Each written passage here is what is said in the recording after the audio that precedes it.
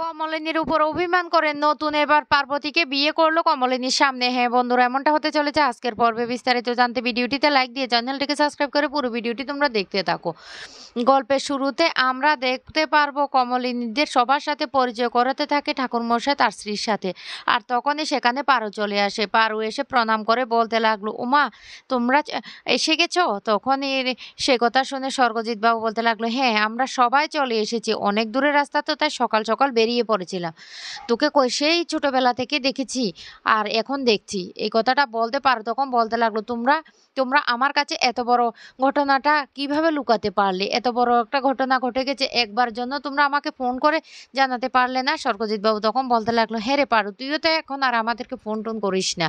কতদিন আগে তোর সাথে কথা হয়েছে, তোর জন্য একটা গয়না পাঠিয়েছি, সেটা দেখেছিস তো? তখনই পারো বলতে লাগলো, হ্যাঁ দেখেছি। অনন্যা তখন বলতে লাগলো, হ্যাঁ এই কিন্তু গয়নাটা কিন্তু তোর দাদা নিজে পছন্দ করে তোর জন্য নিয়ে এসেছে। এরপরে কমলিনীর কাছে গিয়ে বলতে লাগলো, আমিও একটা উপহার নিয়ে এসেছি। এই কথা বলে যখনই উপহারটা পারুর হাতে দিতে যায়, পারু তখন বলতে লাগলো, ও মা এত দামি উপহার কেন নিয়ে এসেছেন? তখন কমলিনী বলতে লাগলো, আরে এই উপহারটা না নতুন ঠাকুরপোই নিয়ে এসেছে। তখন পারু বলে উঠে, কেন? নতুনদা যদি সত্যি উপহারটা নিয়ে আসে তাহলে সেটা কি ওর নিজের হাতে দিতে ওর রুচিতে বাজছে? কমলিনী তখন বলতে লাগলো, আমি তো সেটাই নতুন ঠাকুরপোকে বুঝাতে পারছিলাম না। আমি বলেছিলাম যে তুমি যেহেতু উপহারটা দিচ্ছ তাহলে তোমার হাতে দাও। তখনই নতুন বল উঠে, কেন কেন কমলিনী? আমরা তো সবাই মিলে উপহারটা নিয়ে এসেছি, তাহলে তুমি দিচ্ছ হচ্ছে না? তখন বর্ষা বলতে লাগলো, আমরাও একটা উপহার নিয়ে এসেছি। এই বলে বর্ষা একটা উপহার দে। আর তখন কমলিনীর বৌদি বলতে লাগলো, আমিও একটা বেনারসি নিয়ে এসেছি। তখন পারো বলতে লাগলো, আরে এসব আমাকে এখন দিচ্ছ কেন? পরে দিলে তো হবে। তখন রেশমি বলে উঠে, না না পরে আবার কোন সময় দেবো? সন্ধ্যের লগ্নে বিয়ে, এক্ষুনি বর্ষা চলে আসবে, তারপর তুমি বিয়ে করতে বসে যাবে, এরপরে বাসার জায়গা, কালকে তো তোমাকে চলে যেতে হবে। তখন তখন আর সময় পাবো না, তাই তো এখন দিয়ে দিচ্ছি। আচ্ছা একটা কথা বলি শুনো পারো, ও তুমি না এই শাড়িটা যখন মন চাইবে পরবে কিন্তু। তখনই পারো বলতে লাগলো, ঠিক আছে ঠিক আছে।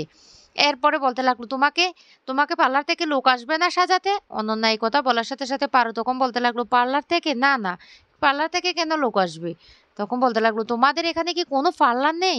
এ, কেউ কি বোর কনেকে সাজায় না? এই কথাটা বলতে পারো তখন বলতে লাগলো, সেটা অবশ্য আমি জানি না, আছে হয়তো, আর আমার প্রয়োজনও হয়নি সেই জন্য। আর এমনিতে তো আমার বিয়ের বয়সটা পেরিয়ে গেছে, তাই যেভাবে সাজাবে সেভাবে হয়ে যাবে। তখনই অনন্যা বলতে লাগলো, ঠিক আছে ঠিক আছে, আমাদের মধ্যে থেকে কে একজন তোমাকে সাজিয়ে দেবে। কমলিনী তখন বলে উঠে, পারো আমি তোমাকে সাজাতে পারি, তোমার যদি কোনো অসুবিধা না থাকে। তখন পারো বলতে লাগলো, ও তুমি কি বিয়ের কনে সাজাও? কমলিনী তখন বলতে লাগলো, না না বিয়ের কনে সাজাই না, তবে আমার না সাজাতে খুব ভালো লাগে, সেই জন্য বলছি, তোমার যদি কোনো অসুবিধা না থাকে। তখন এই কথা বলতে স্বর্গজিৎ বাবু বলতে লাগলো, আচ্ছা করছি, তুইও যা বৌমার সাথে, তোরা দুজন গিয়ে তাড়াতাড়ি সাজিয়ে নে। হাতে তো মাত্র আর 2 ঘন্টা সময় আছে, এক্ষুনি বর চলে আসবে। তখন রেশমি বলে উঠে, আচ্ছা তোমার শ্বশুরবাড়ি কোথায় গো? পারো তখন বলতে লাগলো, আমি তো জানি না, বাবাই জানি। এই কথা বলতে অনন্যা তখন বলতে লাগলো, ওই মা এটা কি ধরনের কথাবার্তা বলছো? তোমার শ্বশুরবাড়ি কোথায় সেটাও তুমি জানো না? তখন শ্বশুরবাড়ির ঠিকানাটা বললেই স্বর্গজিৎ বাবু বলতে লাগলো, ওটা তো অনেক দূরে, বর কি রওনা দিয়ে দিয়েছে কিনা সেটাও তো বুঝতে পারছি না, না হলে তো ওদের আসতে অনেকটা লেট হয়ে যাবে। যাও যাও যাও, তোমরা তাড়াতাড়ি গিয়ে ওকে সাজিয়ে দাও। এরপর কমলিনী আর কুচি গিয়ে ওকে সাজানো শুরু করে। আর কুচি তখন বলতে লাগলো, তোমার বরের নাম কি গো? এই কথাটা বলতে তখন বলতে লাগলো, আমি তো জানি না। তখন কুচি বলতে লাগলো, মা এটা কি ধরনের কথা, বরের নামটাই তুমি জানো না? আচ্ছা এটা কি ধরনের বিয়ে হলো? তখনই আর বলতে লাগলো, আসলে না এই বিয়েতে আমার একদম মত ছিল না, বাবা জোর করছে নেহাতি, সেই জন্য বিয়েটা করছি। কারণ বাবা বলছে ওরাদের নাকি বয়স হয়েছে, ওরা চলে যাওয়ার পর আমাকে কে দেখবে, তাই বিয়েতে রাজি হয়েছে, না হলে আমার এই বিয়েতে একদম ইচ্ছে ছিল না। এই কথাটা বলতে তখন কমলিনী বলে উঠে, তোমার বাবা তো ঠিক কথাই বলেছে, তোমাদের মা বাবা বয়স হয়ে গেছে, তারপরে তোমাকে কে দেখাশোনা করবে? তখন পারো বলতে লাগলো, হ্যাঁ সেই জন্য তো বিয়েটা করছি। এইদিকে কমলিনী তখন বলতে লাগলো, তোমাকে না বড্ড মিষ্টি লাগে দেখতে, তোমাকে না সাজানোর দরকারই পড়ে না, তারপরও আমি যতটুকু পারি তোমাকে সাজিয়ে দিচ্ছি। এই বলে সাজাতে থাকে। আর তো নতুন এদিকে বাইরে বলতে লাগলো, কোথায় কমলিনী, একটু ছবি তুলবে, গল্প করবে? আরে ছবিগুলি তো ওর ফটোগ্রাফির কাজেও লাগতো, আর এই বিয়ের কনেকে সাজাতে লেগে পড়ছে। না না আমাকে এখনই গিয়ে দেখতে হবে সাজানোটা কত দূর হলো। এই বললে নতুন নিজে সেজে গুজে চলে যায় ওই ঘরে আর গিয়ে বলতে লাগলো, আমি কি আসতে পারি? তখনই কমলিনী বলতে লাগলো, আরে নতুন ঠাকুরপো আসো আসো, কোনো অসুবিধা নেই। তখন বলতে লাগলো, তোমাদের সাজানো কত দূর হলো? কমলিনী তখন বলতে লাগলো, এই তো আর একটু বাকি। নতুন তারপরে বলতে লাগলো, আরে বরযাত্রীরা তো এক্ষুনি এসে পড়বে, তোমরা তাড়াতাড়ি করো যাতে ওদের সামনে আমাদের লেট না হয়, বুঝতে পেরেছো? আর আমাকে কেমন লাগছে সেটা তো কেউ বললেই না। তখন কমলিনী এসে বলতে লাগলো, বাহ খুব ভালো লাগছে তো, আর ধুতিটা সামলাতে পারছো তো? এই কথাটা বলতেই তখন কুর্চি বলতে লাগলো, আসলে নতুনদা তোমাকে একটা কথা বলি, তোমাকে না আজকে ঠিক বর বর ভাব লাগছে, মনে হচ্ছে তুমিই বর। নতুন তখন বলতে লাগলো, বর না বোরিং লাগছে সেটাই তো বুঝতে পারছি না, আমার তো মনে হয় তোমাদের কাছে আমাকে যথেষ্ট বোরিং লাগছে। আচ্ছা দেখি তো আমাদের পারুকে কেমন লাগে। এই বলে পার্বতীর কাছে আসলে তখন বলতে লাগলো, বাহ খুব সুন্দর লাগছে তো। এরপরে বলতে লাগলো, ঠিক আছে বর এসে গেছে, আমি বাইরে যাচ্ছি, তোমরা তাড়াতাড়ি করে বাকি সাজটা কমপ্লিট করো। এদিকে অনন্যা এসে বলতে লাগলো, কি তোমাদের কতটুকু হলো? কুর্চি তখন বলতে লাগলো, এই তো আর একটু বাকি, পুরো সাজটা হয়ে গেছে। তখনই পারো বলতে লাগলো, অনন্যা বৌদি তুমি না আমার সাথে একটু থাকো না, আমার না বড্ড নার্ভাস লাগছে। অনন্যা তখন বলতে লাগলো, এখন না আমার আর কোনো কিছু ভালো লাগে না, বিশ্বাস করো, আমার মনটা না কেমন হয়ে গেছে, এক জায়গায় স্থির হয়ে থাকতে ভালো লাগে না। আচ্ছা তোমার মনটা কেন এতটা খারাপ? তুমি কি সেই আগের কথাগুলি এখনো ভাবছো? পুরনো কথাগুলি ভুলে যাও। তখন কমলিনী বলতে লাগলো, পুরনো কিসের কথা?